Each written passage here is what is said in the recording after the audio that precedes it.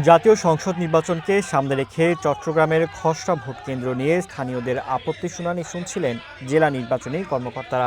বৃহস্পতিবার বিকাল পর্যন্ত চলা সেই শুনানিতে অর্ধশতাধিক কেন্দ্র নিয়ে স্থানীয় নেতারা আপত্তি জানালে হট্টগোল বাধে।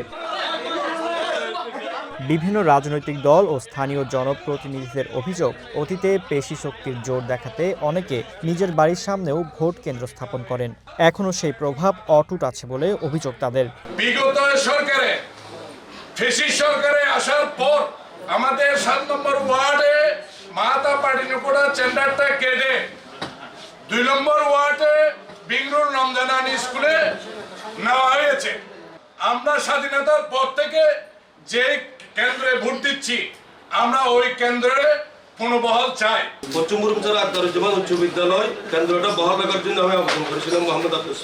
নির্বাচন কর্মকর্তারা জানান, চট্টগ্রামের ১৬ সংসদীয় আসনের ৮৬টি ভোট কেন্দ্র বিষয়ে আপত্তি বিবেচনা নিয়ে কাজ করছেন তারা।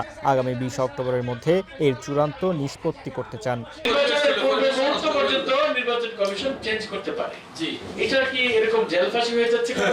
এদিকে জেলা আঞ্চলিক নির্বাচন অফিস জানায়, কমিশনের রোডম্যাপ অনুযায়ী ফেব্রুয়ারিতে নির্বাচন অনুষ্ঠানের সার্বিক প্রস্তুতি নিয়েছেন তারা। এ নিয়ে বিশেষ নির্দেশনা দিতে আগামী শনি ও রবিবার ঊর্ধ্বতন কর্মকর্তাদের সাথে সিইসির বৈঠকের কথা রয়েছে। আগামী রোববারে এখানে মাননীয় প্রধান নির্বাচন কমিশনার মহোদয় এবং নির্বাচন কমিশনার মহোদয় আসবেন, বিভাগীয় কমিশনার, এবং চট্টগ্রাম বিভাগের সকল জেলা প্রশাসক এবং পুলিশ সুপার থাকবে, সেনাবাহিনী, র্যাব, বিজিবি, এনএসআই, ডিজিএফআই ইত্যাদি আইনশৃঙ্খলা বাহিনীর গোয়েন্দা সংস্থার সদস্যরা থাকবে। সেখানে আমরা বিস্তারিত মাননীয় প্রধান নির্বাচন কমিশনার নির্দেশনা দেবেন।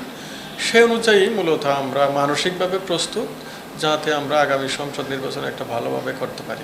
ফারদিন নীরব, ওয়ান ন্যাশনাল ডেস্ক।